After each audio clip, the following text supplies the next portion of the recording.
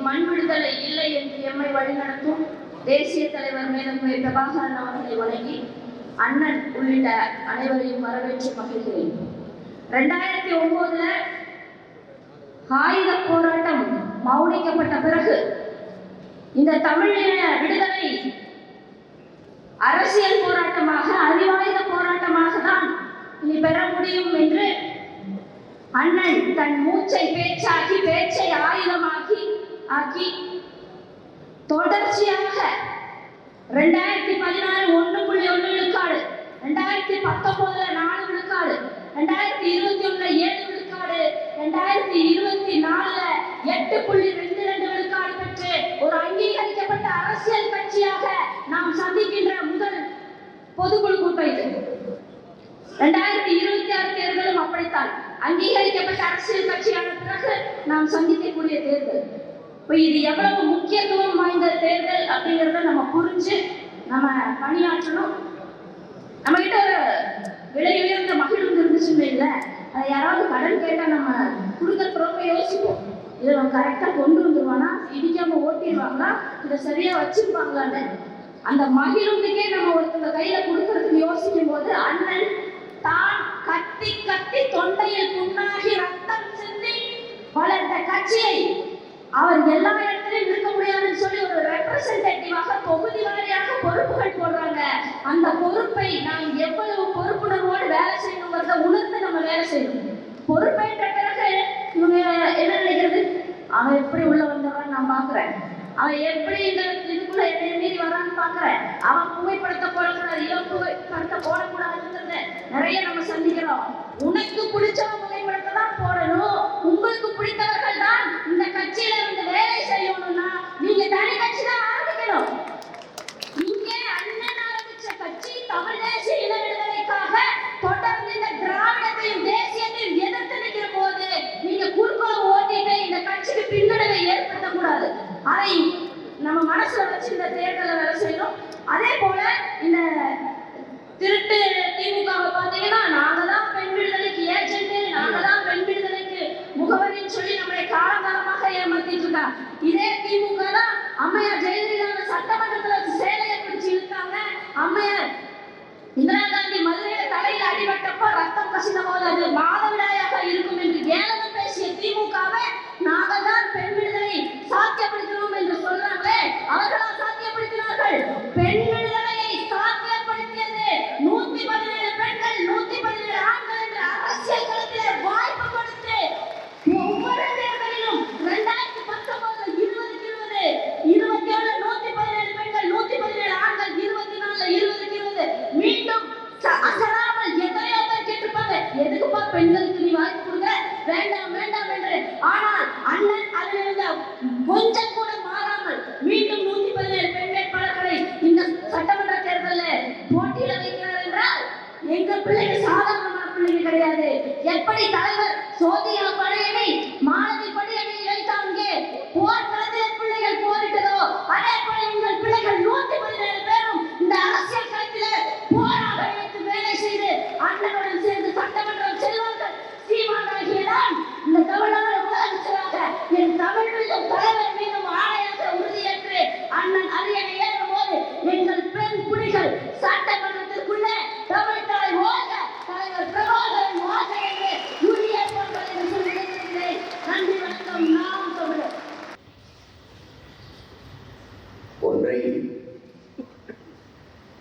அரங்கில் இருப்பவர்களுக்கு மட்டுமல்ல, அந்த தமிழ் சமூகத்திற்கு சொல்ல கடமைப்பட்டிருக்கிறேன். நாங்கள் தமிழ் தேசியர்கள், தமிழர்கள். ஏன் நாங்கள் தமிழர்கள்? தமிழை தாய்மொழியாக கொண்டவர்கள், அதனால் தமிழர்கள். இங்கே எந்த ஒரு தேசிய இனமும் அதனுடைய அரசியல் என்பது, அதனுடைய வரலாறு என்பது, இலக்கியம், வழிபாடு எல்லாமே மொழியை வைத்துத்தான், மொழி வழியே தான் தேசிய இனங்கள், நிலங்கள், அப்படிதான் நாடுகள். இந்தியாவே சாதியின் அடிப்படையிலோ மதத்தின் அடிப்படையிலேயோ மொழி வழியே மாநிலங்களை பிரிக்க வேண்டும். மொழி வழியே தான் மாநிலங்களை பிரிக்க, சாதிக்கு மாநிலம், மதத்திற்கு மாநிலம் என்று இல்லை. இது இந்து மாநிலம், இது இஸ்லாம் மாநிலம், கிறிஸ்தவ மாநிலம் என்று பிரிக்கவில்லை. மொழி வழியேதான் தேசிய இனங்கள் நிலவு. அப்ப மொழிதான் எல்லா ஒரு இனத்திற்கும் அடிப்படை. அதனாலதான் ஒவ்வொரு தேசிய இனத்தின் உயிர் மொழி என்று சொல்லுவோம். மொழி என்றால் இனம். அப்ப நாங்கள் தமிழ் தேசியர்கள் இந்த வரலாற்றை நன்கு பிள்ளைகளை நம்பி தமிழ் உறவுகள் அறிந்து கொண்டிருக்கும் பேரன்புமிக்க என் பெற்றோர்கள் நிலைமையிலேயே தமிழகை ஒரு நாட்டை அழிக்க வேண்டும் என்றால் போர் தொடுக்க வேண்டும், படை திரட்டி வர வேண்டும், பீரங்கி படை, குதிரைப்படை, யானைப்படை கொண்டு வர வேண்டும், சுட்டு வீழ்த்த வேண்டும், உயிர்களை கொள்ள வேண்டும், ஒரு துளி ரத்தம் சிந்த வேண்டும் என்கிற நிலையெல்லாம் தேவையில்லை. அழித்து விடலாம். எப்படி? முதலில் அவன் மொழியை அவன் மொழியை அழித்து விடும். அவன் மொழியை அழித்தால் அவனுடைய கலை, இலக்கியம், பண்பாடு, வழிபாடு அழிந்து இது அழிந்து விட்டால் அவனுடைய வரலாறு, அடையாளம் எல்லாம் அழிந்து விட்டால் அந்த இனம் அழிந்து இனம் அழிந்து விட்டால் நாடு அழிந்து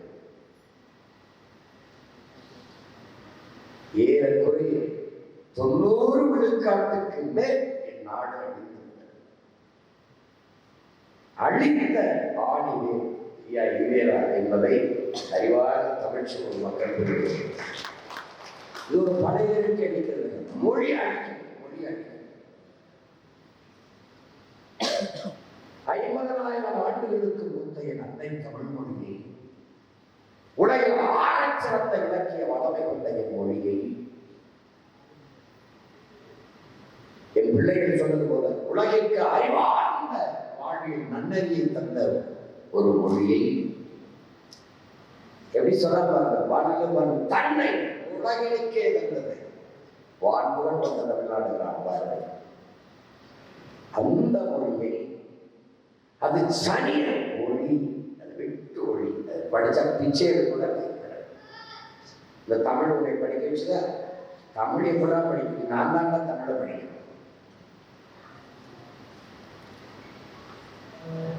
அதுல என்ன இருக்கு? அதுல என்ன இருக்கு? என்ன இல்லை? என் மொழியில என்ன இல்லை? என்ன இருக்குன்னா என்ன இல்லை? அந்த மொழியை இழிவுபடுத்தி அதில் இருந்து அந்த இன மக்களை அப்புறப்படுத்தி வெளியேற்றி இந்த மொழியை அழிப்பதன் மூலமாக அந்த இனத்தை அழிவு மொழியை அழிச்சு கலை இலக்கியம், இதெல்லாம் பாட்டா, இதெல்லாம் கவிதையா, இதெல்லாம் மொழிதான்,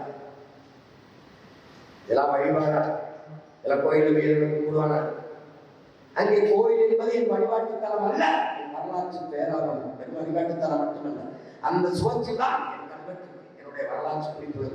அங்க போகாத, அது அறிவிக்கணும். இந்த முட்டாள்தான், இந்த காட்டு மிராண்டி வேலை இப்படி சொல்லி சொல்லி திட்டமிட்டு அடித்தார். என் அடையாளங்களை முழுக்க அடித்தார்.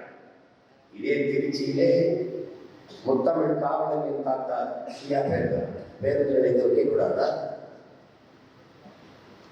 இந்த நூலகத்தை வைக்கக்கூடாதா? தமிழ்நாட்டு தலைவர்கள் வைக்கக்கூடாதா?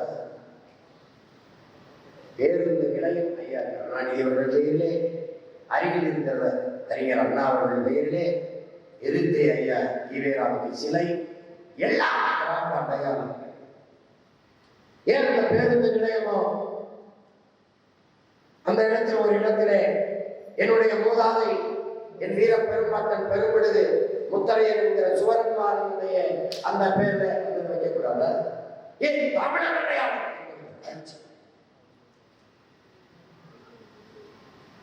அது யாரு சுவரன்மாரன் படிப்பார்? இது யாருக்கு தேடுவார், படிப்பார். ஏன் வரலாறு இருக்கிறது? வரலாறு இருப்பவன் தேடுவார், வரலாறு இல்லாதவன் திருடுவார். இவன் வரலாறு இல்லாத. அப்ப ஒரு தமிழ் தேசியன், ஒரு தேசியத்தின் மகன் தன் மொழியை அழித்து தன் இனத்தை, நாட்டை அழிக்க வந்தவனை அழிக்க கோட்பாடு.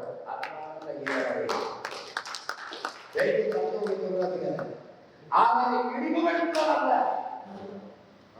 எங்கள், அவரை இகழ்வதல்ல எங்கள் நோக்கம். எங்கள் பாட்டன் பாரதி புகழ்வதுதான். எந்த அடையாளத்தை திராவிடன் மறைத்தாலும் அதெல்லாம் திருப்பி எல்லாம் தோன்றார். தம்பி அது இந்த வாரம் எடுத்துடுங்க, இந்த வாரம் தோன்றிடுங்க, அப்படித்தான் அவன் ஒன்னா எந்த அடையாளத்தை தோன்றிய வரலாற்றில் புறக்கணிக்கப்பட்ட இனத்தின் மக்கள் ஒரு நாள் தங்களுக்கான வரலாற்றை தாக்கலை எழுதினார். தமிழ் தேசிய பிள்ளைகள் பிரபாகரன் மக்கள் இழந்தவிய மீன வரலாற்றை எழுதுகிற புரட்சிகரத்தால் நீ ஒண்ணும் பண்ண முடியாது.